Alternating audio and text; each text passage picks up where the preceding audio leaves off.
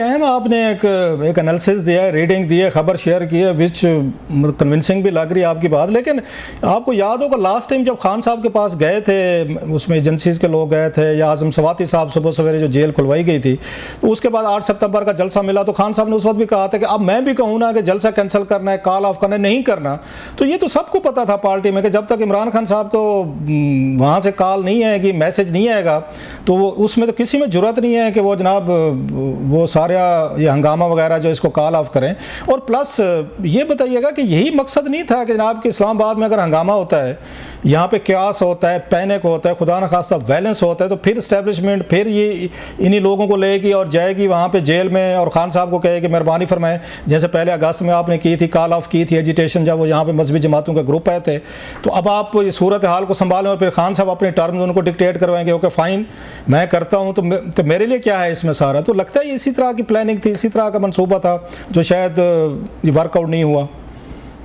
देखिए, अली अमीन साहब का कल जब जो उन्होंने पहला असेंबली से खिताब किया और आज भी जी, उन्होंने कहा जब मैं डी चौक पहुंचा, मैंने ये सोचा कि मैं केपी हाउस जाऊं, वहां जाके थोड़ा रेस्ट करेंगे, फ्रेशन अप होंगे और खान साहब से बात होगी। उन्होंने उस दिन कहा खान साहब से बात होगी, मुलाकात होगी।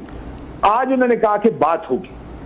तो उनका ये ख्याल था, जिसका आप कह रहे हैं कि शायद उनकी बात करवाई जाएगी इमरान खान से, और इमरान खान साहब अगर कॉल देंगे उसको बंद करने की तो मैं बंद कर दूंगा, नहीं देंगे तो फिर ज़ाहिर उनको कोई फैसला करना पड़ना। तो सिर्फ बात ऑन फेस ऑफ इट, जो 2 तकरीरें अली अमीन की मैंने सुनी है, उसमें ये बात तो दुरुस्त लगती है कि इधर से एक कॉल डाले जानी थी या किसी शख्स को डाले जाना था और वहां से ऑर्डर इंस्ट्रक्शन लेके आने। तो ये इस दफा लगता है काशिफ के जो डेट खान साहब ने फिक्स की थी बड़ी समझदार मतलब कैलकुलेशन करके की गई कि उस 4 अक्टूबर का कहा गया कि इस्लामाबाद पे लोग लेकर आने हैं और जो भी जलसा जुलूस है जो भी करना है।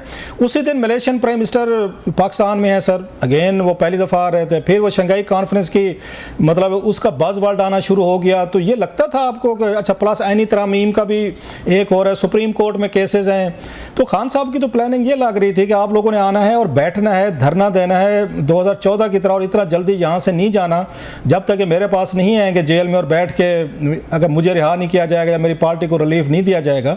तो खान साहब ने तो बाकायदा डेट्स वगैरह सारी उन्होंने बड़े प्लान करके उन्होंने ये चुनी थी। तो शायद बैक फायर कर गए हैं और उनका जो फॉलोअर था वही वाली बात जो हम बार बार कह रहे हैं वो समझदार निकला है सर।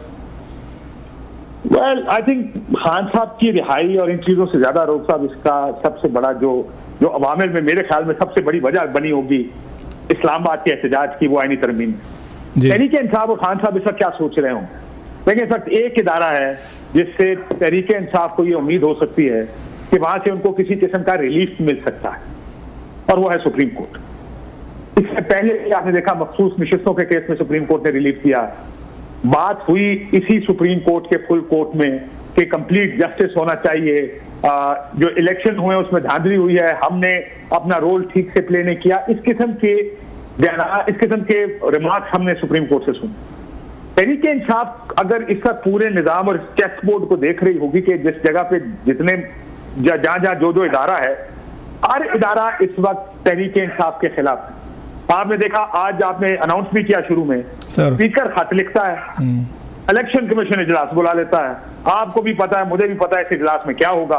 वो 40-38 जो नशिस्तें रह गई हैं या जो माफी चाहते जो रिजर्व सीट्स हैं वो हुकूमती इत्तेहाद को दे दें, क्योंकि उनके 2 तिहाई पूरी करनी। इलेक्शन कमीशन ये कर रहा है, इस्लामाबाद हाई कोर्ट से उनके अपने रिजर्वेशन हैं, काजी साहब से उनके अपने रिजर्वेशन हैं, पार्लियामेंट का जब दिल करता है कानून साजी इस तरफ कर देता है, जब दिल करता है उधर कर देता है। तो उनको कहीं से भी वे ऑफ होप नजर नहीं आ रही, सवाए इसके कि सुप्रीम कोर्ट में चेंज ऑफ गार्ड होगा 25-26 अक्टूबर को, शायद वहां से थोड़ा सा रिलीफ मिले या बहुत सा रिलीफ। तो अगर यहां पर ये आईनी तरमीम हो जाती है तो वो जो एक उम्मीद उनको है कि यहां से अक्टूबर में जो कि शुरू हो गया महीना, 20-25 दिन रह गए हैं, हमें रिलीफ मिलेगा, वो रिलीफ की उम्मीद भी खत्म हो जाएगी। आपको पता है ये इसके बाद फिर पूरा चेस बोर्ड जो होगा वो हुकूमत के या इस्टेब्लिशमेंट के अपने लगाए हुए पुरजों का लगा होगा, जिसमें इमरान खान के लिए रिलीफ नहीं होगा।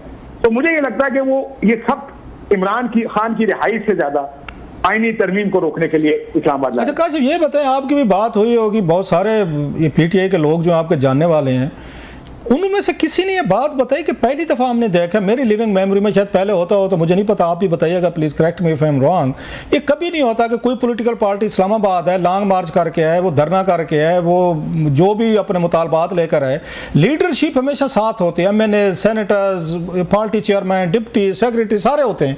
ये पहली दफ़ा हमने देखा है कि जनाब उनको वर्क फ्राम होम बताया गया है और वो घरों में से बैठ के ट्वीट कर रहे थे अपने मजमे को कि शाबाश बेटा, आप हिम्मत करें, हम घर बैठे हुए हैं और आप वही वाली बात चढ़ जाओ, ये सोली बेटा राम भली करेगा। आपकी किसी से बात हुई कि उनको क्यों रोका गया कि आप लोगों ने इस जलूस में, एजिटेशन में, हंगामे में आपने शरीक नहीं होना? आपकी किसी से बात हुई और आपको खुद क्या समझ आती है कि ये क्यों किया गया सर? मतलब इट्स अनप्रेसिडेंटेड, कभी नहीं हुआ सर, मेरी लिविंग मेमोरी में तो नहीं आ रहा। ये बिल्कुल ठीक कह रहे हैं आप। ये आपको कोई इस तरह का इंसिडेंट याद नहीं होगा, क्योंकि अमूमन लोग निकलते ही लीडरशिप के पीछे हैं। जी, लीडरशिप ही नहीं होगी तो लीडरलेस लोगों ने किसी चौराहे पर जाके या किसी बीच चौक में जाके क्या करना है? वो तो कोई लीडर आता है, वो तकरीरें करता है। बात मेरी बहुत हुई, सबकी कहानी एक ही है, जिसमें जो बिलीवेबल भी है किसी हद तक। इन्होंने बहुत से MNA जो वल्नरेबल MNA है ना रोक साहब, वल्नरेबल से मुराद जिनके बारे में इनका ख्याल है कि कमजोर हो सकते हैं, उठाया जा सकता है। देखिए अब सादुल्लाह बलोच साहब की अगर आप कहानी सुने, जो वीलॉग या जो उन्होंने वीडियो दी थी कि किस तरह उनके घर की खवातीन को उठा लिया गया, PTI का ये ख्याल है कि अगर हमारे MNAs को उठा लिया गया तो शायद तोड़ने में आसानी हो। नंबर इस वक्त हुक्मरान इत्तेहाद के पास पूरे नहीं है, वो 2/3 अक्सरियत। आप देख रहे हैं कि ये जो स्पीकर का खत है ये इसी वजह से लिखा गया है क्योंकि उनके पास दूसरी तरफ नंबर्स पूरे नहीं है। 63A का फैसला दिया गया था, वो इसलिए था कि लोटे बनाए जा सके, लेकिन वो लोटे बना नहीं पा रहे क्योंकि लोगों को इन्होंने पेशावर में रखा हुआ या KP में किसी जगह रखा। मेरी खबर यह है कि पेशावर में MNA ज्यादा था, जो कमजोर लोग थे, वल्नरेबल थे, ताकि वो हुकूमत के हत्थे चले या किसी एजेंसी के हत्थे ना चल जाए। अब उस वजह से ये दूसरा रूट इस्तेमाल हो रहा है ECP का। काजू आपकी बात में चलें एक सेकंड के लिए मान लेते हैं कि उनकी बात में वजन है। 3 नाम मैं बताता हूँ, 4 इनको हुकूमत नहीं पिक कर सकती थी, ये इनकी मतलब फर्स्ट इनकी टीयर में है, इनको नहीं उठाया जा सकता था, ना उनको ज़बरदस्ती करके उनसे वोट लिया जा सकता था। बैरिस्टर गौहर साहब थे, इनको नहीं उठा सकते थे, चेयरमैन है और पार्टी के MNA है। इसके बाद ये शिबली फराज साहब हो गए सर, उमर अयूब साहब हो गए, मैं नाम ले लेता हूँ, शेख वकास अकरम साहब हो गए जो इनके प्रोमिनेंट हैं। ये 4 लोग तो थे जिनको कम से कम मेरा नहीं ख्याल है कि हुकूमत या कोई एजेंसियाँ या कोई पुलिस उठा के इनको ज़बरदस्ती करती और जाके इनसे वोट डलवा देगी तरमीम में। ये 4 लोग तो आ सकते थे, ताकि कोई बंदा तो हो, अगर माँ बाप के हाथ से निकलना शुरू करे, कोई लोग तो हों जो थोड़ा सा रास्ता दिखाएं, कंट्रोल करें। ये 4 लोग भी नहीं थे सर, ये तो मैं नाम दे रहा हूँ, आप भी बता सकते होंगे 2-4 और मजीद लोग जिनको हुकूमत मेरा ख्याल है टच ना कर दे कि इनसे हम वोट डलवाएंगे, वो भी नहीं थे। सलमान अकरम राजा साहब होंगे, लेकिन मेरा ख्याल है वो लाहौर होंगे, क्योंकि अगले दिन लाहौर का एहतजाज था, क्योंकि वो तो MNA ही नहीं है, तो उनको उठा के सरकार ने कुछ करना नहीं। पार्टी उन्होंने तो ट्वीट किया, वो काशिफ आपने पढ़ा होगा, और बड़ा समझदाराना ट्वीट किया जिसपे गालियां भी कही हैं गरीब ने, क्योंकि यहाँ पे डिसेंट पढ़ा लिखा आदमी बात करे तो फौरी तौर पर गद्दारी के फतवे लग जाते हैं।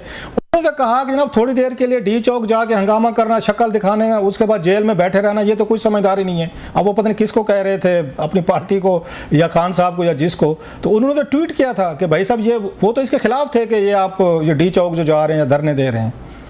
लेकिन रोक साहब आप ही के सवाल से अगर हम चूंकि हमने अपनी पतंगियां उड़ाई हुई हैं तज्जिए की सर, तो दूसरा आर्गूमेंट इसी के अगर निकाला जाए कि मेरा ख्याल है कोई प्लान भी नहीं था किसी के पास, किसी को नहीं पता था करना यही प्लान था जो मैं पिट रहा हूँ, यही प्लान था कि कोई प्लान नहीं है, इनको खुला छोड़ दो आवाम को, और बांग्लादेश टाइप कोई खुदा ना खास्ता जो मॉडल है वो इस्लामाबाद में आता है तो आने दें, लोग खुद ब खुद आते जाएंगे और बात बढ़ती जाएगी, फिर खान साहब बैठेंगे और वो कंट्रोल करेंगे अपनी शरायत। लेकिन डॉक्टर साहब इसमें इस आर्गूमेंट से मुझे प्रॉब्लम यह है कि 9 मई के बाद अगर एक सियासी जमात दोबारा वही स्ट्रैटेजी जो कि एक स्ट्रैटेजी बैकफायर कर चुकी है एम्प्लॉय करती है, कि उतनी अकलमंदी वाली स्ट्रैटेजी नहीं होती, बड़ी अहमकाना अप्रोच होती है। क्योंकि देखिए जब भी आप कोई high risk high reward approach लेते हैं ना, सबको आपको ये पता होता है कि इसका रिवॉर्ड अगर हाई है तो इसका रिस्क भी बहुत हाई है, और आप ये सोचें कि अगर ये उल्टी पड़ गई तो उसका नुकसान भी तो होगा। उसी इंग्लिश की कहावत है, आपने यकीनन पढ़ी होगी, इंग्लिश का एक कोट है कि एक दफ़ा कोई आप गलत काम कर चुके हैं तो वो मिस्टेक होते, दूसरी दफ़ा करें तो इसका मतलब आपको मज़ा आना शुरू हो गया है। तो ये अगर मतलब ये तो दूसरी दफ़ा वाला काम हो रहा था सर। 9 मई से आपने का सबक नहीं सीखा। बाद लोग मेरे जैसे नालायक होते हैं, वो नहीं भी सीखते सबक सर, वो कहते नहीं कि पिछली दफ़ा शायद ठीक नहीं हो, आपकी दफ़ा ठीक कर लेंगे हम। आपकी मैंने ट्वीट भी देखी है, वो जो मजे लेने वाले काम आप आजकल ट्वीट कर रहे हैं ना, वो उनका एहतियात किया करें। तो मेरे यकीन आप समझ गए होंगे मैं किस तरह मैं समझ गया sir, I got your point. तो देखिए मसला ये, मैं आई कांट इमेजिन, देखिए पॉलिटिक्स जो है ना, जिस आपने सलमान राजा साहब की ट्वीट का जिक्र किया, इस वक्त जो लोग हेल्म ऑफ अफेयर्स पे ना, दो किस्म के लोग हैं। ज्यादातर लोग वो मैवरिक्स नहीं है। अगर आप देखें बैरिस्टर गौर हो गए, उमर अयूब, सलमान नकम राजा, ये पार्टी का थिंक टैंक यही है ना, जो मेन पॉलिटिकल जो गेम है, ये जो डिसाइड करते हैं, जिनके हाथ में ऑफिस है सारा, ये वो मैवरिक्स नहीं है। तो आई कांट इमेजिन कि ये लोग इस तरह का, अगर एक ऑप्शन आएगा कि बंदे लाओ और खुले छोड़ दो, जो कि मुमकिन है, मैं ये नहीं कह रहा कि नहीं हो सकता, ये बात आपकी बात में ना कि ला के फिर उनको छोड़ दिया गया और बंदा ही कोई नहीं था वहां पे,